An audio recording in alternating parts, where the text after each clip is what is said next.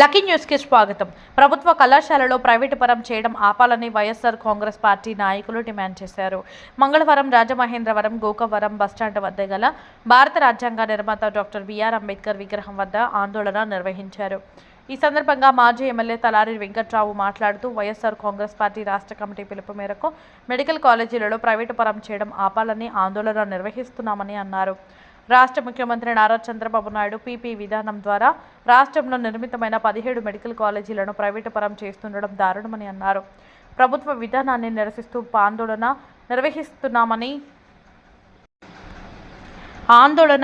నెరవేరుస్తున్నామని అన్నారు. మెడికల్ విద్య పేద మధ్యతరగతి ప్రజలకు అందుబాటులో ఉండాలని డిమాండ్ చేశారు. 2019లో మెడికల్ విద్య పేద మధ్యతరగతి విద్యార్థులకు అందుబాటులో ఉండాలని నాటి ముఖ్యమంత్రి జగన్మోహన్ రెడ్డి కేంద్రం నుంచి రాష్ట్రానికి 17 మెడికల్ కాలేజీలు మంజూరు చేయించారని వివరించారు. ఈ 17 మెడికల్ కాలేజీల్లో సుమారు 5 మెడికల్ కాలేజీలు ఇప్పటికే పూర్తయ్యి తరగతులు నిర్వహిస్తున్నారని తెలిపారు. కూటమి ప్రభుత్వం మెడికల్ కాలేజీలు పూర్తి కాలేదంటూ దుష్ప్రచారం చేస్తుందని అన్నారు. ప్రభుత్వ మెడికల్ కాలేజీలను చంద్రబాబు తన బినామీలకు పీపీపీ విధానం ద్వారా దారదత్తం చేసేందుకే కుట్ర పన్నుతున్నారని ఆరోపించారు. అన్ని తరగతుల వారికి వైద్య విద్య అందుబాటులో ఉంచేందుకు మెడికల్ కాలేజీ ప్రభుత్వమే నిర్వహించాలని డిమాండ్ చేశారు. మెడికల్ కాలేజీలో ప్రైవేటు పరం చేస్తే ఉద్యమం ఉధృతం చేస్తామని హెచ్చరించారు. వైఎస్ఆర్ కాంగ్రెస్ పార్టీ సీనియర్ నాయకులు నక్కా శ్రీ గణేష్ మాట్లాడుతూ భారత రాజ్యాంగ నిర్మాత డాక్టర్ బిఆర్ అంబేద్కర్ రాజ్యాంగంలో విద్య వైద్యం ప్రభుత్వమే కల్పించాలని రాజమండ్రి గోకవరం సెంటర్లో దళితుల ఆశాజ్యోతి డాక్టర్ బిఆర్ అంబేద్కర్ విగ్రహం వద్ద ఇవాళ ఎస్సీల ఆధ్వర్యంలో ఏదైతే సుమారుగా మెడికల్ వ్యవస్థని పీపీపీ విధానంలో ఇస్తున్న దానికి నిరసిస్తూ ఇవాళ ధర్నా చేయడం జరిగింది, నిరసన తెలియపరచడం జరిగింది. మరి ముఖ్యంగా ఆంధ్ర రాష్ట్రంలో చక్కని వ్యవస్థలో 1924 వరకు జగన్మోహన్ రెడ్డి పరిపాలన చేశారు. కానీ ఇవాళ అందరి ద్రాక్షాలలో ఉన్నదాన్ని ఆ విద్యను మెడికల్ విద్యని అందరికి అందుబాటులో ఉండేలా చేసిన ముఖ్యమంత్రి జగన్మోహన్ రెడ్డి గారు. కానీ ఇవాళ ఈ చంద్రబాబు నాయుడు గారు ప్రైవేట్ పరం చేసి ఇవాళ ఎవరికి సంపద సృష్టిస్తాను పేదలందరికని చెప్పి ఇవాళ మోసం చేశాడు. మోసానికి నిదర్శనం చంద్రబాబు మనందరికీ తెలుసు. కానీ రోజు చూస్తున్నాం. కానీ ఇవాళ చక్కని రీతిలో చేస్తున్న 17 మెడికల్ కాలేజ్ ఏర్పాటు చేస్తే దాన్ని ఇవాళ ఆల్రెడీ 5 కాలేజీలు సెప్టెంబర్ 15, 2023 కంప్లీట్ అయినాయి. రాజమండ్రి, మచిలీపట్నం, విజయవాడ, మన మచిలీపట్నం, విజయనగరం, అదేవిధంగా అన్న నంద్యాల సుమారు 5 కాలేజీలు ఓపెన్ అయిన మేమందరం ఉన్నగా అయింది. కానీ దాన్ని వాళ్ళ మంత్రులు కూడా ఏది జరగనట్టు కట్టుకథలా చూపిస్తున్నారు. కానీ ఏది జరగనట్టు కానీ చక్కగా అయిపోయి తర్వాత కూడా ఎలక్షన్ 2 కాలేజీలు అయినాయి. 17 కాలేజీలకి సుమారు 7 కంప్లీట్ అయినాయి. ఇంకా 10 కాలేజీలు ఉన్నాయి. ఈ 10 కాలేజీలు సుమారుగా 8,500 కోట్లు ఖర్చు అవుతుంటే సుమారుగా 3,500 కోట్లు జగన్మోహన్ గారు ఖర్చు పెట్టి దాన్ని కంప్లీట్ చేయడం జరిగింది. ఇప్పటివరకు ఇంకా 5,000 కోట్లు పెడితే పేదలందరికీ అందుబాటులో విద్య వస్తుంది, మెడికల్ విద్య. కానీ ఆ ప్రకారం కాకుండా ఈ చంద్రబాబు నాయుడు గారు అమరావతిలో అయితే 1,00,000 కోట్లు పెట్టి పేదలు దారాదత్తం చేసే పెద్దలు దారాదత్తం చేస్తున్నాడు. కానీ వాళ్ళు 5,000 కోట్లు పెట్టలేకపోతున్నాడు. రోజు మునిగిపోతుంది అమరావతి. అయినప్పటికీ తోటదగే డబ్బులు ఖర్చు పెడుతున్నాడు తప్ప 5,000 కోట్లు పెట్టి పేదలు ఖర్చు పెడుతున్న ఏమాత్రం లేదు. ఎందుకు చెప్తున్నాం అంటే వాళ్ళ ఆంధ్ర రాష్ట్రంలో ప్రతి విద్యార్థి చదువుకోవాలి. అన్ని కులాల్లో చిన్నవారు ఉన్నారు. అందరు దృష్టిలో పెట్టుకుని దివంగత ముఖ్యమంత్రి రాజశేఖర్ గారు గతంలో ఫీజు రేమతి పెట్టాడు. చక్కని పరిస్థితి అవుతుంది. ఈ చంద్రబాబు తూట్లు పొడిచాడు. కానీ వాళ్ళు ఒకటే చెప్తున్నాం, పీపీపీ విధానం రద్దు చేయాలి.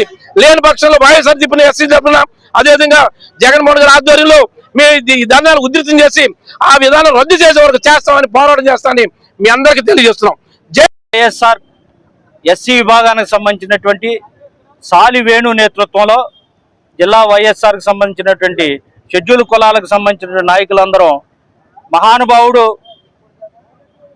రాజ్యాంగ నిర్మాత డాక్టర్ బాబాసాహెబ్ అంబేద్కర్ దగ్గర ఆయన దగ్గరకు వచ్చి మొరపెట్టుకోవాలి మన మొర అని చెప్పేసి వీళ్ళందరం సమీకరించబడి వేళ ఇక్కడికి రావడం జరిగింది. ఎందుకు డాక్టర్ బాబాసాహెబ్ అంబేద్కర్ దగ్గరికి వచ్చి మేము మొరపెట్టుకున్నామంటే ఆయన రాజ్యాంగంలో ఆవేళ విద్యా వైద్యం అనేటువంటిది ప్రభుత్వాల బాధ్యత.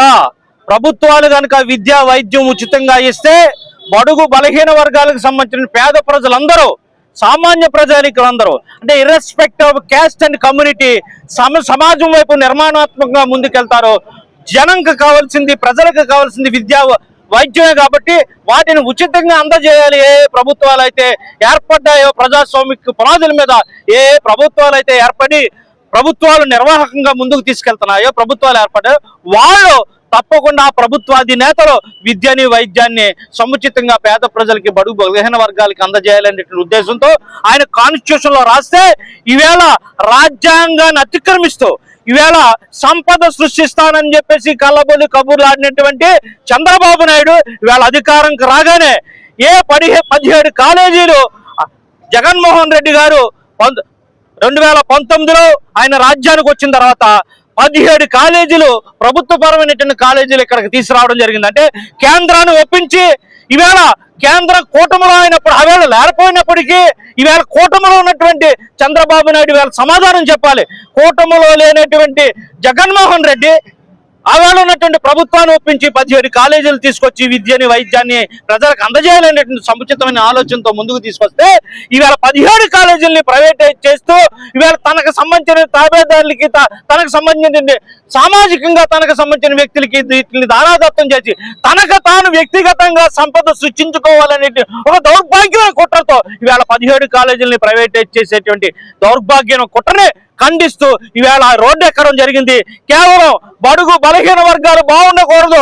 ఈవేళ చంద్రబాబు నాయుడు యొక్క ఆలోచన ఏంటంటే బడుగు బలహీన వర్గాలు కనుక బాగుండి సముచితమైన స్థానంలోకి వస్తే వాళ్ళ రాజకీయాన్ని ఆపరేట్ చేస్తారు, రాజకీయంగా ముందుకు వస్తారు. అప్పుడు మాకు ఉన్నటువంటి మా సామాజికంగా మా చేతిలో ఉన్నటువంటి రాజ్యం వాళ్ళ చేతిలోకి వెళ్ళిపోతుంది. ఒక దౌర్భాగ్యమైన కుట్రతో ఈవేళ పరిపాలన సాగిస్తాడు. దాన్ని ఖండిస్తూనే ఈవేళ రోడ్డు మీద ఈ జిల్లా కాంగ్రెస్ సంబంధించినటువంటి వైఎస్ఆర్ కాంగ్రెస్ జిల్లా ఎస్సీ విభాగానికి సంబంధించిన నాయకులందరూ సమిష్టిగా తలారి వెంకట్రావు గారు వచ్చారు, అదేవిధంగా సాలి వేణు గారు వచ్చారు, ఇక్కడ ఉన్నటువంటి పెద్దలందరూ వచ్చారు. ఈవేళ మేము ముక్తాకంఠంతో దీన్ని ఖండిస్తూ పీపీపీ విధానం అనేటువంటిది పేదల్ని మరింతలో అనగదొక్కేటువంటి చర్య అని చెప్పేసి మేము ఎలుగెత్తి చాటుతూ దాన్ని రద్దు చేయాలి.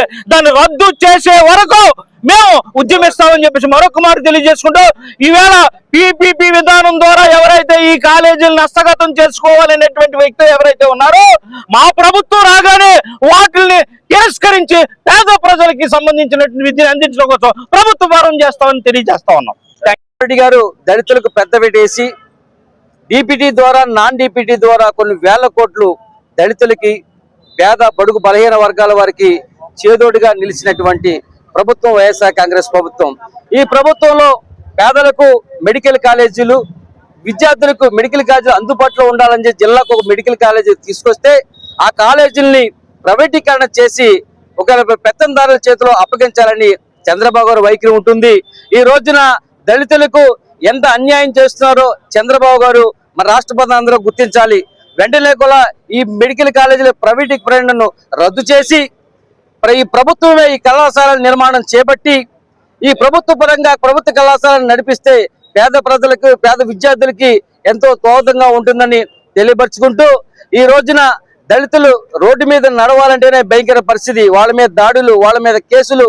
ఈ యొక్క చంద్రబాబు గారి ప్రభుత్వంలో ఏ రోజు కూడా దళితులుగా ఎవరు పుట్టాలని వారు దళితుల్ని చిన్నచూపు చూసే ప్రభుత్వ విధానాన్ని తీవ్రంగా ఖండిస్తూ ఈ రోజున డాక్టర్ బిఆర్ అంబేద్కర్ గారి విగ్రహం వద్ద ఈ మెడికల్ కాలేజీలని ఎట్టి పరిస్థితుల్లోనూ కూడా ప్రైవేటీకరణ చేయకూడదని చెప్పి వాటి మీద మేము నిరసిస్తూ మన అన్న తార వెంకటరావు గారి అధ్యక్షున మా యొక్క 7 నియోజకవర్గాల అధ్యక్షులు, మా యొక్క జిల్లా కోఆర్డినేటర్లు, అలాగే రాష్ట్ర కోఆర్డినేటర్లు సమక్షంలో ఈ కార్యక్రమాన్ని విజయవంతం చేసినందుకు అందుకే ధన్యవాదాలు తెలుపుకుంటున్నాను.